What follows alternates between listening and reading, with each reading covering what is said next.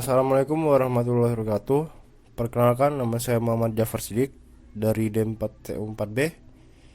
Di sini kami kelompok 7 dalam rangka tugas besar praktikum mikrokontroler dan interface. Saya Muhammad Jafar Sidik, NRP 09180458, dan rekan saya Muhammad Devaran Fatah, NRP 09180461. Kami di sini menciptakan sebuah alat yang mana alat ini kami harap bisa membantu mengembangkan pertanian hidroponik pada petani hidroponik. Oke, alat yang kami ciptakan ini merupakan sebuah alat yang digunakan untuk memantau dan memberikan nutrisi pada tanaman. Jadi, pertama-tama saya akan menjelaskan terlebih dahulu interface yang kami gunakan.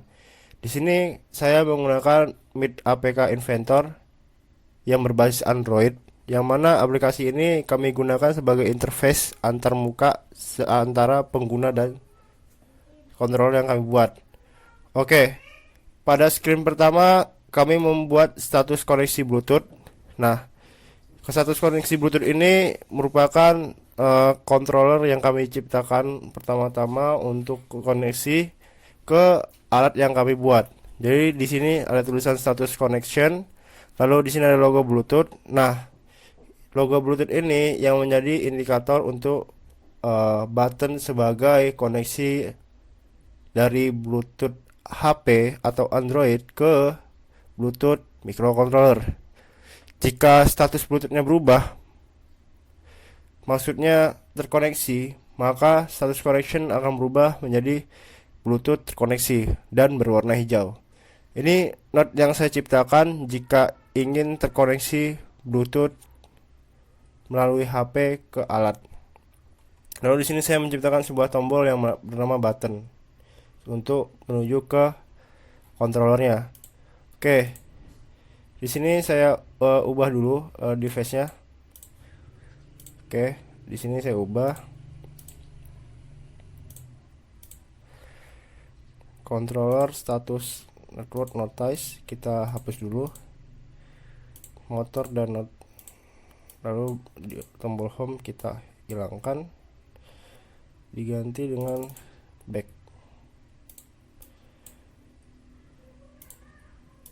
Kita ganti dengan Bluetooth. Oke, tampilan ini merupakan tampilan screen 2, yang mana screen 2 ini merupakan controllernya pada Bluetooth. Jadi di sini ada gambar baling-baling. Nah, ini merupakan pengaktifan tombol untuk pompa air. Lalu di sini ada notice, di mana di sini memperingatkan pengguna untuk tidak terlalu cepat saat menekan button-button yang ada pada screen, dikarenakan takutnya bisa terputus koneksi. Lalu di sini ada tombol Bluetooth yang mana fungsinya sebagai pembalik ke screen awal, yang mana screen awal itu merupakan skill untuk mengkoneksikan Bluetooth. Di sini ada monitoring suhu air dan TDS, yang mana ini merupakan monitoring sensor yang mana nanti akan menuju ke screen 3. Oke, langsung saja ke screen 3.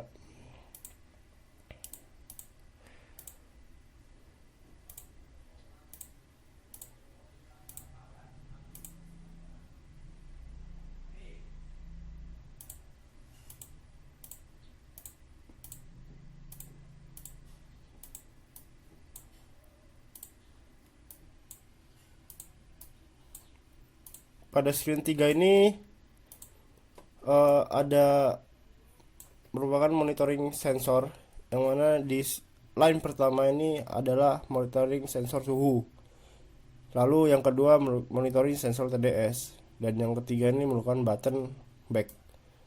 Oke, lanjut saja ke program selanjutnya. Baik, saya lanjutkan. Di sini merupakan program dari Meet APK Inventor yang saya gunakan ya. Oke, langsung saja. Di sini ada banyak blok yang mana blok ini akan terkoneksi dengan button-button yang sudah saya buat di designer ya, seperti ini. Penjelasan bloknya di sini ya. Oke, pada line pertama ini merupakan line untuk koneksi Bluetooth. Jadi jika screen 1 disconnect, Bluetoothnya itu disconnect, maka laporan, maka screen aplikasi akan berhenti. Lalu di sini ada yang kedua, gambar Bluetooth. Gambar Bluetooth ini uh, akan merubah indikasi, yang mana nanti ketika gambar Bluetooth ditekan maka akan mengkoneksikan ke koneksi address Bluetooth. Terus yang ketiga, jika koneksi Bluetooth sudah dipilih, maka uh, elemen pada gambar Bluetooth tersebut akan mengkoneksikan ke address yang sudah dipilih tadi. Nah, lalu yang kedua ini ada tombol home. Yang mana tombol home ini merupakan tombol untuk menuju ke screen 2. Nah, jadi di sini logikanya jika koneksi Bluetooth sudah aktif, maka Bluetooth pada status Bluetoothnya itu akan hilang. Lalu tombol home juga hilang, tombol Bluetooth juga bakal tombol Bluetooth di sini bakal muncul, lalu motor DC di sini akan muncul, kontrol statusnya muncul, dan notice akan muncul, sedangkan notice yang tadi itu bakal hilang. Jadi di sini saya memainkan visible dan mengaturnya sesuai dengan kebutuhan yang saya buat. Jadi misalnya visible files, berarti file tersebut bakal hilang seperti yang ini ya. Bukannya hilang sih, maksudnya disembunyikan. Ya sama seperti tadi, Bluetooth connection juga di sini status Bluetoothnya saya buat persis seperti tombol home. Nah, lalu di program selanjutnya itu merupakan program mainnya ya. Nah, di sini ada program motor. Jadi ketika ini ada motor 1 sama motor 2.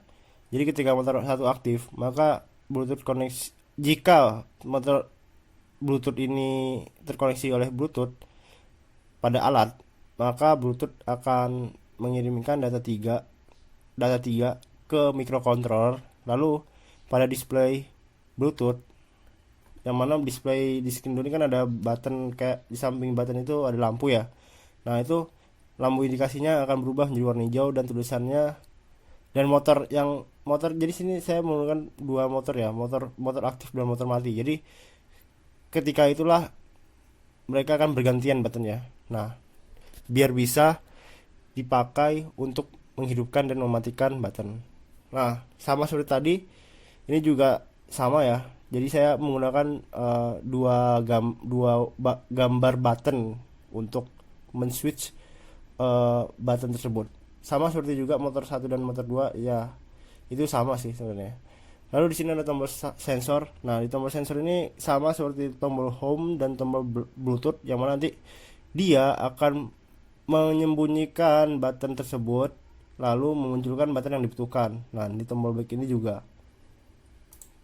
Selanjutnya di sini ada program data ya. Oke, di sini program datanya, yang mana program data ini digunakan untuk mengirimkan data dari Bluetooth di Android, maksudnya aplikasi data yang di Android itu akan diberikan ke microcontroller. Begitu juga microcontroller sebaliknya. Jadi kayak saling berhubungan gitu. Nah, di sini saya menggunakan clock ya. Jadi ketika clock 1 ini kan ada dua if. Nah, ini if awal ini sebenarnya untuk koneksi Bluetooth nih. Dan merubah tulisan Bluetoothnya. Jika Bluetooth terhubung, maka di sini akan berubah tulisan Bluetooth terhubung. Jika tidak, maka tidak terhubung. Nah, yang ini yang saya maksud. Di sini initializing global listnya saya buat create empty. Jadi dia datanya itu belum membaca apa-apa kalau misalnya belum ada koneksi Bluetooth. Lalu inputnya itu saya kasih kosong ya. Fungsinya kosong ini untuk menutup program yang nantinya bakal selesai terbaca di microcontroller. Nanti saya jelaskan juga.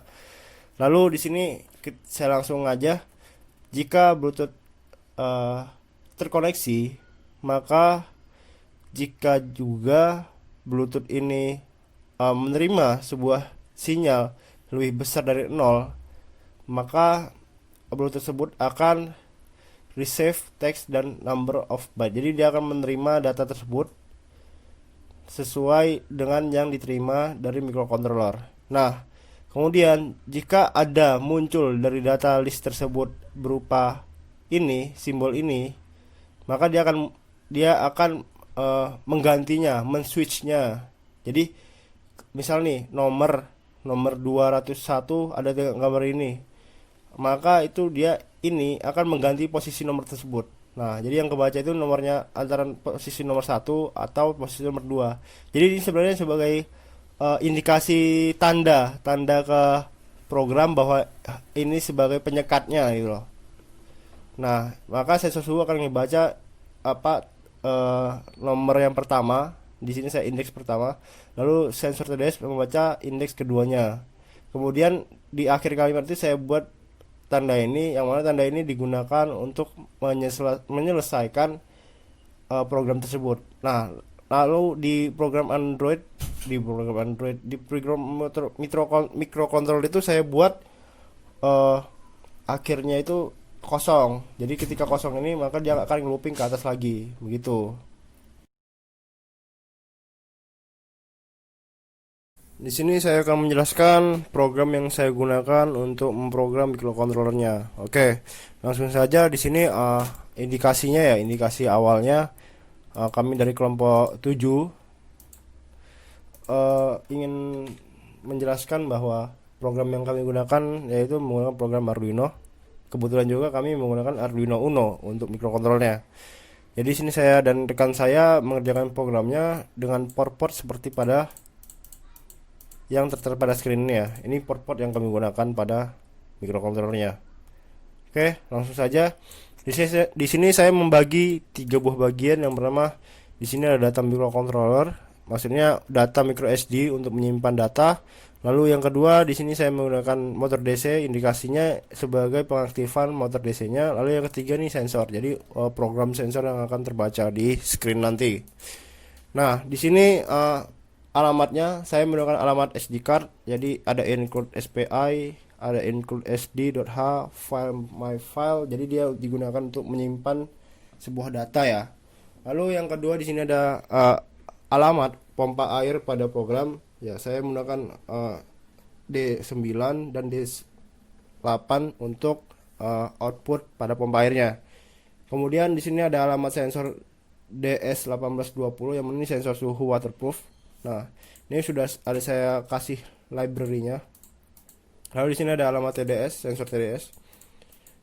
Ini kebetulan sensor TDS yang saya buat ini saya buat berdasarkan ada yang di YouTube, maksudnya di YouTube itu saya menemukan sebuah sensor sederhana menggunakan 2 buah kabel dan 1 buah resistor 1K, yaitu sensor TDS untuk mengukur kepekatan pada nutrisi air. Nah, pada void setup ini saya menemukan serial 1600 serial beginnya. Lalu di sini data itu merupakan data penyimpanannya. Kemudian motor DC itu alamatnya. DS18B20 ini merupakan alamat dari sensor tersebut. Lalu di void loop ini saya sama seperti yang tadi, alamatnya ada di sini ya. Oke, saya langsung jelaskan. Di data microSD saya di sini ada void data. Jadi void data itu digunakan untuk cek koneksi SD card. Jadi jika SD cardnya terkoneksi maka dia akan tulis koneksi SD card, dan kalau misalnya tidak maka failed.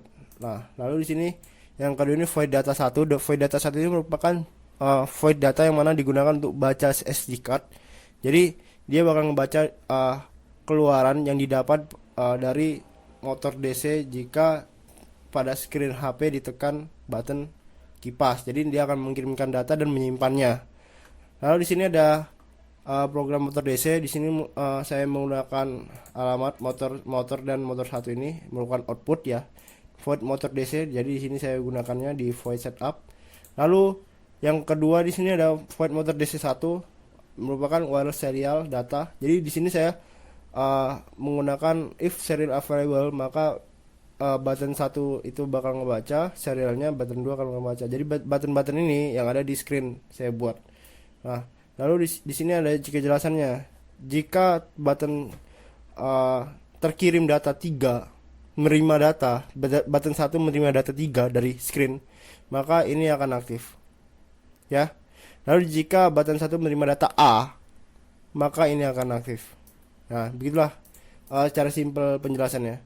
Jika data 4 menerima, jika button 1 menerima data 4, maka ini akan aktif. jika ini maksudnya button 2 ya, button 2 menerima 4, maka ini akan aktif ya. Lalu di sini jika button 2 menerima data B, maka ini akan aktif. Ya, begitulah sebaliknya. Jadi di sini file ini saya taruh di sini untuk memberikan penyimpanan pada microSD. Lanjut ke sensor. Di sini saya ada dua ya, void DBS DS18B20 dan DS18B20A. DS18B20 ini merupakan alamatnya untuk sensor. Lalu yang DS18B20A ini merupakan program looping pada sensor yang akan terbaca nanti di screen layar HP Android ya. Nah, di sini saya tidak pakai byte TD.0 karena kalau misalnya pakai itu kemungkinan sensor TDS-nya nggak kalau kebaca. Soalnya saya sudah mengeceknya. Nah, jadi di sini ada yang pertama ini sensor suhu ya. Ini program sensor suhu. Jadi sensor suhunya membaca temperatur. Lalu suhu ini akan mengeluarkan indeks yang sudah diatur sama programnya. Lalu nanti di serial print akan keluar suhu seperti ini. Nah, seperti pada gambar tersebut ya. Lalu yang kedua ini merupakan program TDS. Jadi di sini ada program TDS. Jadi saya menggunakannya secara search di YouTube ya. Jadi ada tuh orang menjelaskan sensor TDS secara sederhana menggunakan dua kabel, dan kebetulan itu batas maksimum sensor TDS itu 1000 ppm dan batas minimumnya 0. Jadi range TDS itu yang paling bagus nutrisi untuk hidroponik itu berkisar antara 600 sampai 700 ppm.